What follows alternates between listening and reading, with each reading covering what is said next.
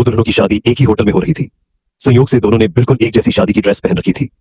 जब अमीर दुल्हन ने दूसरी दुल्हन को देखा तो उसकी खूबसूरती देखकर वह जलन से भर गई। दोनों का इंतजार करते समय उसने अपना घूंघट उठाया और दूसरी लड़की पर उसकी ड्रेस की नकल करने का आरोप लगा दिया। दूसरी दुल्हन भी गुस्सा हो गई।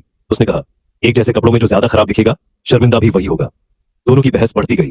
तभी उन्हें कदमों की आहट सुनाई दी। दूल्हे आ रहे थे। घबराहट में दोनों ने जल्दी से अपना घूंघट वापस कर लिया, लेकिन अफरा तफरी में वे गलती से एक दूसरे की जगह पर जाकर बैठ गई। कुछ ही देर बाद एक मोटा दूल्हा अंदर आया।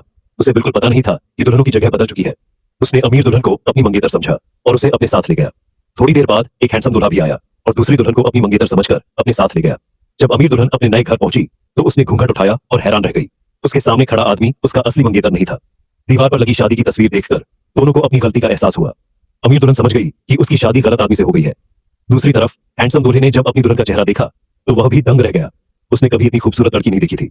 लड़की भी उसे देखकर एक पल के लिए खो गई, लेकिन अगले ही क्षण उसे एहसास हुआ कि उसकी शादी भी गलत दूल्हे से हुई है।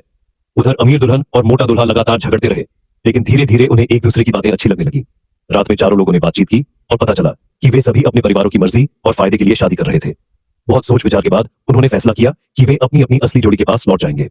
अगले दिन दोनों दुल्हनें अपने असली दूल्हों के पास वापस चली गईं, लेकिन जाते समय वे बार बार पीछे मुड़कर उस इंसान को देख रही थी जिसके साथ उन्होंने सिर्फ कुछ घंटे बिताए थे।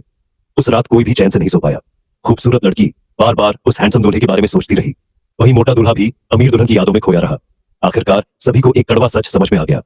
उनका दिल उस इंसान को दे बैठा था जिससे उनकी शादी सिर्फ एक गलती की वजह से हुई थी।